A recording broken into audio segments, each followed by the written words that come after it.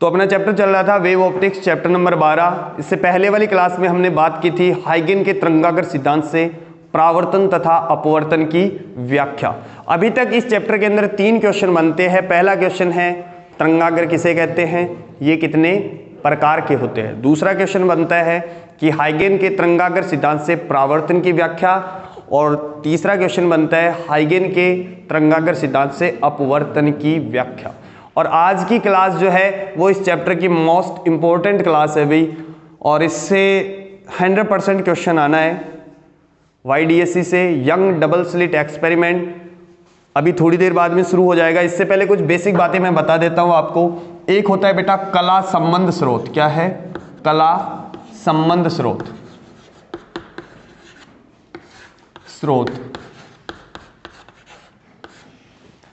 सही नहीं चल रही ना चौक, ये दिख रहा है इसके अंदर, सही दिख रहा है।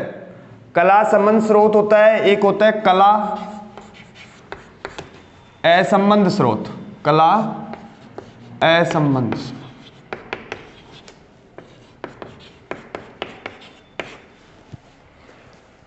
देखो कला संबंध स्रोत वे स्रोत होते हैं जिनका कलांतर समय के साथ क्या रहता है, नियत। अगर आपसे पूछे, ये भी क्वेश्चन है दोनों, कि कला संबंध स्रोत किसे कहते हैं, ऐसे प्रकाश स्रोत जिनके बीच में कलांतर समय के साथ क्या बना रहे, नियत। कलांतर क्या होना चाहिए, नियत होना चाहिए, उसे क्या बोलते हैं, कला संबंध स्रोत। ठीक है विष्णु, क्या कुलदीप तू एक काम कर बेटा, वहाँ 2 डिब्बे पड़े हैं, ठीक है, नीचे स्टाफ रूम में।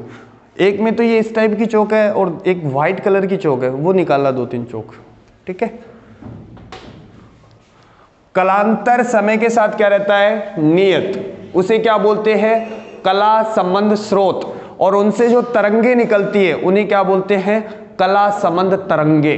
बोलो बात समझ में। डेफिनेशन याद करनी है आपको कि कला संबंध स्रोत क्या होते हैं, ऐसे प्रकाश स्रोत जिनका कलांतर समय के साथ क्या बना रहे, नियत बना रहे, यानी कि कलांतर समय के साथ नहीं बदलना चाहिए।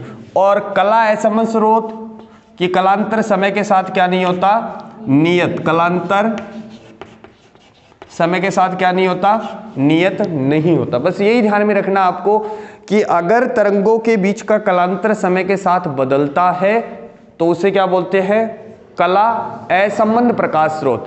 और जिनका कलांतर समय के साथ नियत रहता है उन्हें क्या बोलते हैं, कला संबंध प्रकाश स्रोत। बोलो बात समझ में आएगी क्या। अब बेटा 2 प्रकाश स्रोत जो है ये इस चैप्टर के लास्ट में बताऊंगा, एक क्वेश्चन लिखवाऊंगा मैं आपको। 2 प्रकाश स्रोत जो है, जैसे एक बल्ब इधर लगा है और एक बल्ब इधर लगा है, ये कभी भी कला संबंध स्रोत नहीं होते, इनका कलांतर समय के साथ नियत नहीं होता। इसका प्रूफ मैं आपको लास्ट में क्वेश्चन लिखवाऊंगा, नोट्स के लास्ट में, तब बताऊंगा। तो इस चैप्टर के अंदर अपन कला संबंध स्रोत प्राप्त करते हैं। क्या करते हैं, एक प्रकाश स्रोत से ही कला संबंध स्रोत प्राप्त करते हैं। तो कला संबंध स्रोत प्राप्त करने की 2 विधियां हैं। पहला है आयाम के विभाजन से। किससे, आयाम के विभाजन से। छोटे छोटे क्वेश्चन भी बनेंगे YDSC में, ध्यान से सुनना। और दूसरा है तरंगाग्र के विभाजन से। किससे, तरंगाग्र के विभाजन से। ये दोनों चीजें इंपॉर्टेंट है। आपसे क्वेश्चन पूछेगा कि कला संबंध स्रोत किसे कहते हैं, ये कैसे प्राप्त कर सकते हैं।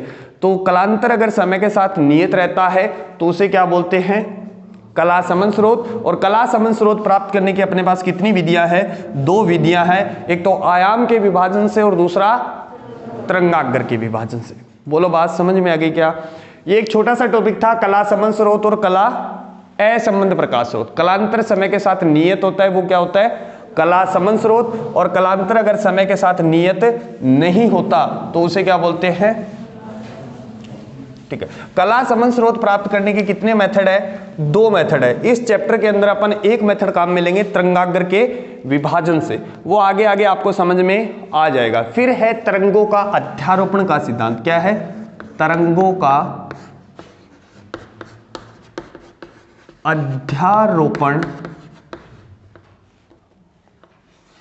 अध्यारोपण का सिद्धांत।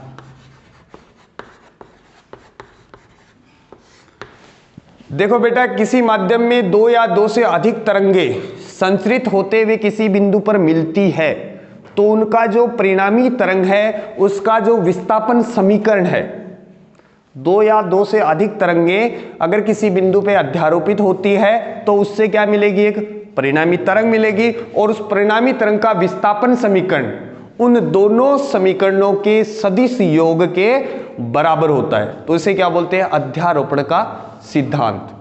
समझ में आ गई? ये पहले चैप्टर में भी मैंने बताया था। जैसे आपके पास एक इक्वेशन है y1 बराबर a sine omega t plus phi जो भी है ओमेगा टी प्लस अल्फा लिख देता हूं। दूसरी समीकरण है y2 बराबर a2 sign omega t plus beta. ये वेव थ्योरी में पढ़ा है मैंने, तो देख लेना आप। अगर इन दोनों तरंगों को आप मिलाओगे तो क्या बनेगा बेटा, y वेक्टर बराबर y1 vector plus y2 vector. तो दोनों को अपन क्या कर देंगे, जोड़ देंगे। ये तो सदिशों में ही भी होता है। अगर किसी वस्तु पे एक से ज्यादा सदिश है और उनका परिणामी सदिश निकालना है तो उनका क्या करते हैं, सदिश योग करते हैं। इसे क्या बोलते हैं, अध्यारोपण का सिद्धांत। समझ में आगे बात? जब दो या दो से अधिक तरंगे किसी माध्यम में संचरित होती हुई किसी बिंदु पर अध्यारोपित होती है तो परिणामी तरंग का जो विस्थापन समीकरण है वो दोनों समीकरणों के सदिश योग के बराबर होता है। चलो आगे, ठीक है। इसके बाद है प्रकाश का व्यतिकरण। प्रकाश का व्यतिकरण मैंने आपको बताया कि इस चैप्टर के अंदर अपन क्या पढ़ेंगे, एक तो हाइगेंस को पढ़ेंगे, दूसरा प्रकाश का व्यतिकरण पढ़ेंगे और तीसरा प्रकाश का विवर्तन पढ़ेंगे। व्यतिकरण और विवर्तन, और ध्रुवण अपने सिलेबस से हटा दिया है। तो कम से कम ये जो चैप्टर है ये 25% हटा दिया अभी। कितना?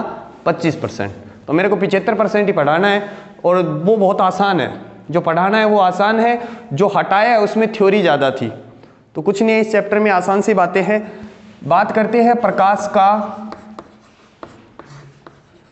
व्यतिकरण।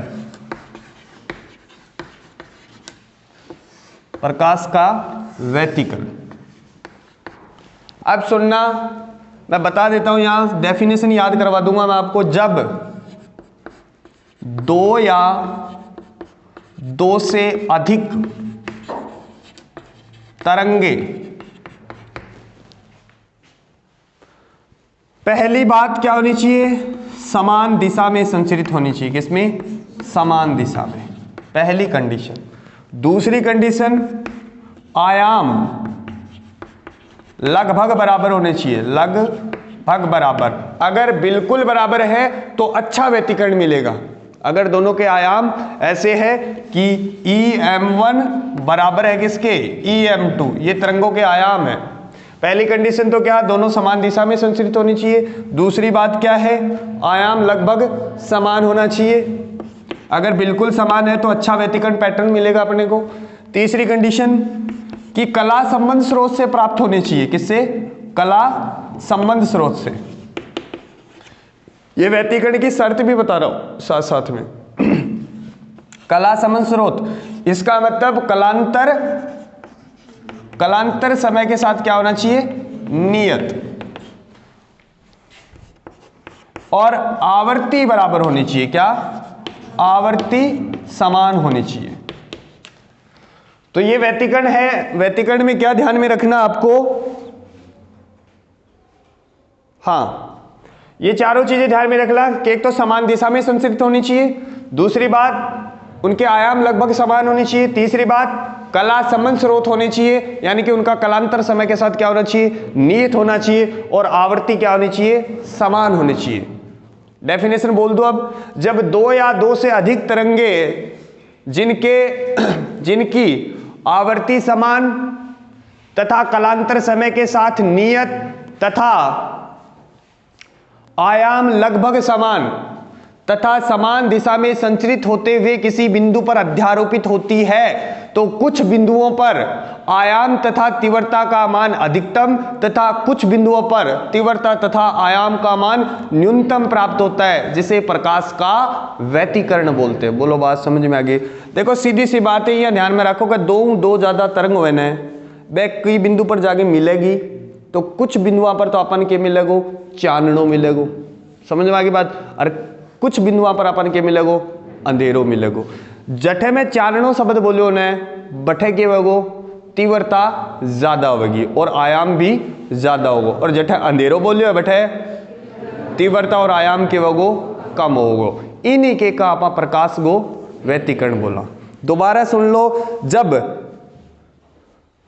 दो या दो से अधिक तरंगे समान आयाम, लगभग समान आयाम, आवर्ती समान, कालांतर समय के साथ नियत तथा समान दिशा में संचरित होती हुई किसी बिंदु पर अध्यारोपित होती है, तो अध्यारोपण क्षेत्र के अंदर, एक नया वर्ड बोल दिया मैंने, अध्यारोपण क्षेत्र के अंदर कुछ बिंदुओं पर तीव्रता तथा आयाम का मान अधिकतम तथा कुछ बिंदुओं पर तीव्रता तथा आयाम का मान न्यूनतम प्राप्त होता है। इसे क्या बोलते हैं? प्रकाश का व्यतिकरण। बोलो बात समझ। ये भी क्वेश्चन बनता है, प्रकाश का व्यतिकरण किसे कहते हैं तथा इसकी शर्त लिखो। शर्त मैंने ये चारों लिख दी है कि दोनों तरंगे किसमें होनी चाहिए? समान दिशा में संचरित होनी चाहिए, दोनों के आयाम लगभग बराबर होने चाहिए, कला समान स्रोत होने चाहिए और आवर्ती क्या होनी चाहिए?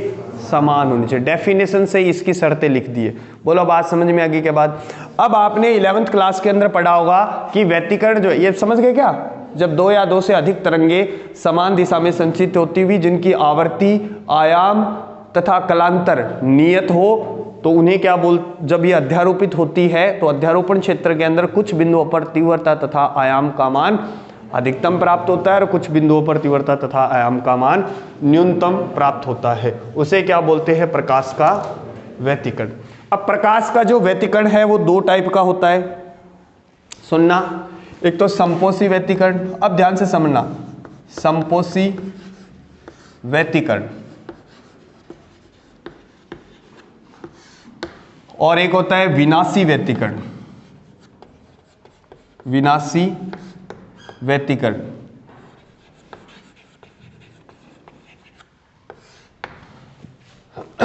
देखो, प्रकाश जो है वो कौन सी तरंग है?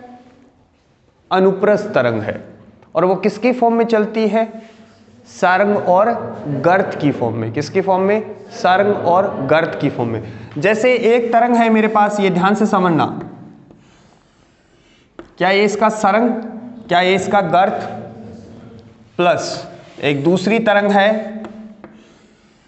क्या ये इसका सारंग, क्या ये इसका गर्त। जब ये दोनों मिलेगी तो आपको एक नई तरंग मिलेगी और उसका आयाम ज्यादा होगा। ये क्या आपकी परिणामी तरंग, क्या है? परिणामी तरंग। बोलो बात समझ में आ गई क्या? अब संपोषी व्यतिकरण क्या होता है? जब प्रकाश के व्यतिकरण के अंदर परिणामी तरंग की तीव्रता तथा आयाम का मान अधिकतम प्राप्त होता है, तो उससे कौन सा व्यतिकरण होता है?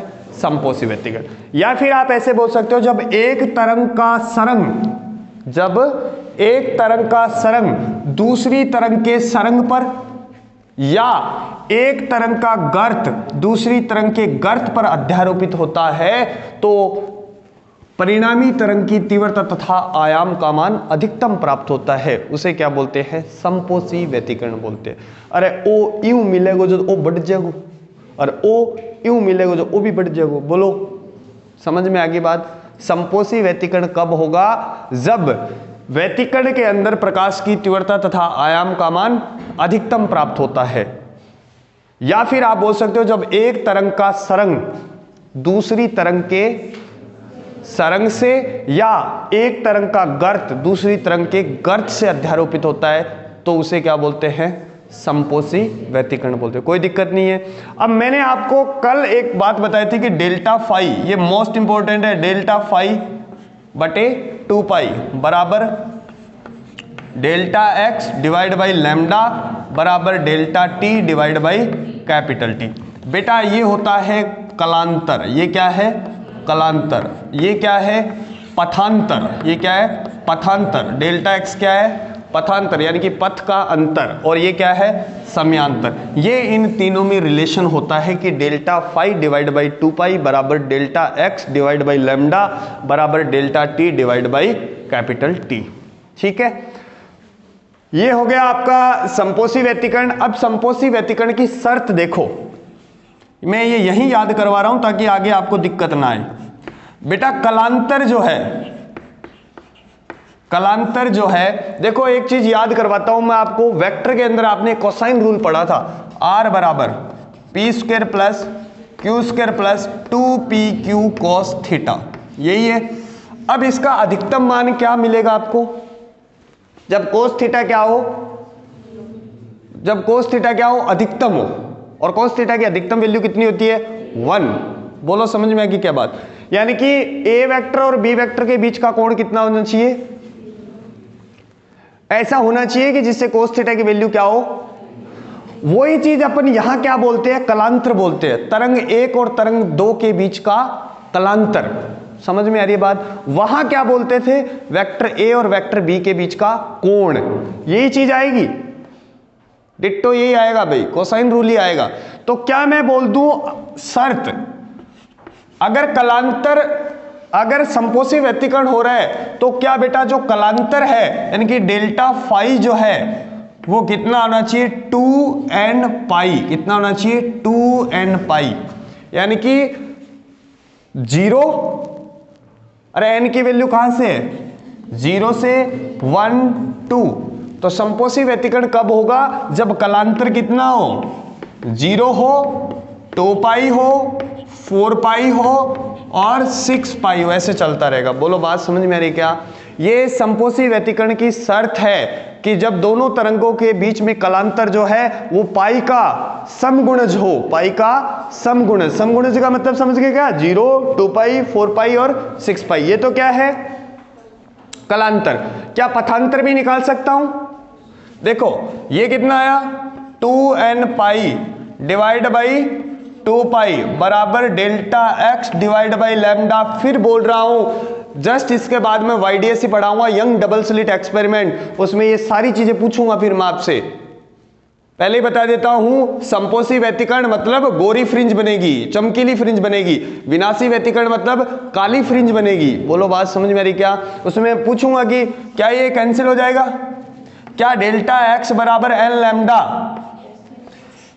अब दोबारा सुन लो संपोषी व्यतिकरण, जब एक तरंग का सरंग दूसरी तरंग के गर्त पे अध्यारोपित होता है या एक तरंग का गर्त दूसरी तरंग के गर्त पर अध्यारोपित होता है तो उससे जो परिणामी तरंग मिलती है उसकी तीव्रता और आयाम का मान अधिकतम प्राप्त होता है, जिसे क्या बोलते हैं संपोषी व्यतिकरण बोलते हैं। और संपोषी व्यतिकरण के अंदर कलांतर कितना होना चाहिए, पाई का समगुणज यानी कि 2n पाई, और पथांतर कितना होना चाहिए n लैम्डा, n का मान 0 से लैम्डा 2 लैम्डा 3 लैम्डा ऐसा होना चाहिए। बोलो बात समझ। क्या संपोषी व्यतिकरण में किसी को प्रॉब्लम है, ठीक है। ये 11th की बातें चल रही है, ये जो चीजें हैं ये 11th क्लास की है सारी। मैंने बताया आपको कि संपोषी व्यतिकरण और विनाशी व्यतिकरण क्या होता है। विनाशी व्यतिकरण सुनो अब, क्या संपोषी व्यतिकरण के अंदर कलांतर जो है वो 2n पाई होना चाहिए, यानी कि 0 2 पाई 4 पाई 6 पाई, और पथांतर कितना होना चाहिए n lambda, 0 lambda 2 lambda 3 lambda. बोलो हाँ ना। अब बात करते हैं किसकी, विनाशी व्यतिकरण की। विनाशी व्यतिकरण, वो विनाशी सही नहीं है शायद, विनाशी व्यतिकरण, ठीक है। जैसे मेरे पास एक तरंग है ये, हाँ एक चीज और बोल सकते हो आप संपोषी व्यतिकरण, जब दो तरंगे समान कला में अध्यारोपित होती है। समान कला का मतलब सरंग पे सरंग और गर्त पे गर्त। बोलो समझ में आ गई क्या बात। क्या ये दूसरी तरंग है, क्या इसका सरंग और इसका गर्त अध्यारोपित होगा। अगर ये आयाम बिल्कुल बराबर है तो क्या एक दूसरे को कैंसिल आउट कर देंगे और आपको जो तरंग मिलेगी वो कुछ इस टाइप से मिलेगी, यानी कि उसका आयाम कितना होगा 0। इसलिए मैंने बोला है कि आयाम क्या होना चाहिए, बराबर होना चाहिए। अगर आयाम बराबर है तो अच्छा विनाशी व्यतिकरण होगा, अच्छा ही संपोषी व्यतिकरण होगा, यानी कि जो फ्रिंज मिलेगी वो बिल्कुल चमकीली मिलेगी या फिर बिल्कुल काली मिलेगी। अरे मान लो वो थोड़ा सा ज्यादा है, ध्यान सुनो, वो थोड़ा सा ज्यादा है तो अपन थोड़ा तो यह मिल जाएगा। अरे बोलो यार, इसे क्या बोलते हैं, विनाशी व्यतिकरण। क्या बोलते हैं। तो जब प्रकाश के व्यतिकरण के अंदर प्रकाश की तीव्रता तथा आयाम का मान न्यूनतम प्राप्त होता है तो उसे क्या बोलते हैं? विनाशी व्यतिकरण। या फिर एक तरंग का सरंग दूसरी तरंग के गर्त से या एक तरंग का गर्त दूसरी तरंग के सरंग से अध्यारोपित होता है तो परिणामी तरंग की तीव्रता तथा आयाम का मान न्यूनतम प्राप्त होता है, इसे क्या बोलते हैं? विनाशी व्यतिकरण। या फिर एक डेफिनेशन ये भी है कि जब दो तरंगे विपरीत कला में अध्यारोपित होती है तो उससे परिणामी तरंग की तीव्रता तथा आयाम का मान न्यूनतम प्राप्त होता है। बोलो समझ में आ गई क्या बात? तो बेटा इसमें कलांतर, क्या cos फाई की वैल्यू जो है वो -1 होनी चाहिए? अरे बोलो, जैसे एग्जांपल देखो, जैसे ये कोई ब्लॉक रखा हुआ है, इस पे इधर बल है 10 न्यूटन का और इधर बल है 10 न्यूटन का, परिणामी बल कितना? 0। क्यों? क्योंकि दोनों के बीच का कलांतर कितना है? 180 डिग्री। बोलो हाँ ना। तो यहां भी यही ध्यान में रखना है कि कलांतर क्या होना चाहिए? क्या होना चाहिए? या तो होना चाहिए कितना? पाई, या होना चाहिए 3 पाई, या होना चाहिए 5 पाई। अरे समझ गए क्या? समझ गए क्या? और संपोषी के अंदर 0, 2 पाई, 4 पाई, 6 पाई। तो इसमें जो कलांतर है बेटा वो होना चाहिए 2n + 1 पाई। जैसे 0 रखो आप तो ये 0 पाई आ गया, 1 रखो कितना हो गया? 3 पाई हो गया, 2 रखो। समझ गए क्या? इसमें कलांतर कितना होना चाहिए? पाई, 3 पाई, 5 पाई। बोलो अगर कलांतर निकाल लिया तो क्या बेटा पथांतर भी निकाल सकते हो? डिवाइड बाई 2 पाई, ये delta x divide by lambda, क्या पाई से पाई कैंसिल हो गया? क्या लैम्डा इधर आ जाएगा? तो डेल्टा x बराबर क्या बचा? 2n + 1 lambda by 2। 0 रखो, 0 रखते कितना हो जाएगा? Lambda by 2। 1 रखोगे 3 लैम्डा बाई 2, 5 लैम्डा बाई 2। बोलो बात समझ में आ गई क्या? ये मैंने इस चैप्टर की बेसिक चीजें बता दी है, व्यतिकरण की बेसिक चीजें बता दी है। सबसे पहले मैंने बताया आपको कि प्रकाश का व्यतिकरण होता क्या है। जब 2 या 2 से अधिक तरंगे समान दिशा में संचरित होते हुए जिनका आयाम, जिनकी आवर्ती, जिनका कलांतर क्या होना चाहिए? नियत, अध्यारोपित होती है तो अध्यारोपण क्षेत्र के अंदर तीव्रता तथा आयाम का मान कुछ बिंदुओं पर अधिकतम तथा कुछ बिंदुओं पर न्यूनतम। तीव्रता के इस पुनर्वितरण को, तीव्रता तथा आयाम के इस पुनर्वितरण को क्या बोलते हैं? प्रकाश का व्यतिकरण। प्रकाश का व्यतिकरण कितने टाइप का होता है? 2 टाइप का। कौन कौन सा? संपोषी, विनाशी। संपोषी कब होगा? जब 2 तरंगे समान कला में अध्यारोपित हो, या एक का सरंग दूसरे के सरंग पे, या एक का गर्त दूसरे की गर्त पे अध्यारोपित हो, तो उससे तीव्रता तथा आयाम का मान अधिकतम प्राप्त होता है।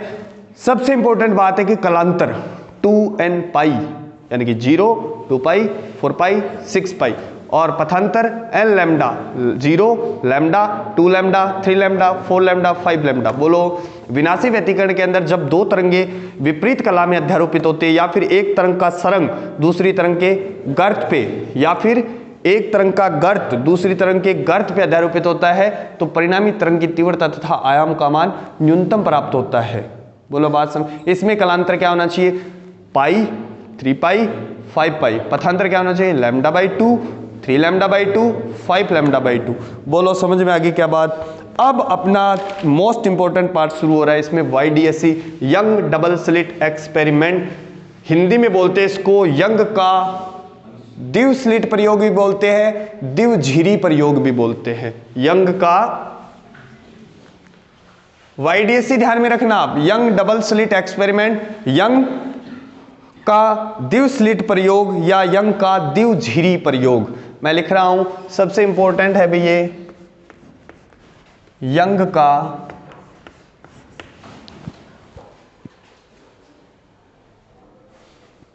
नेक्स्ट वीडियो में बनाएगा, क्योंकि यहां से क्वेश्चन आएगा भाई।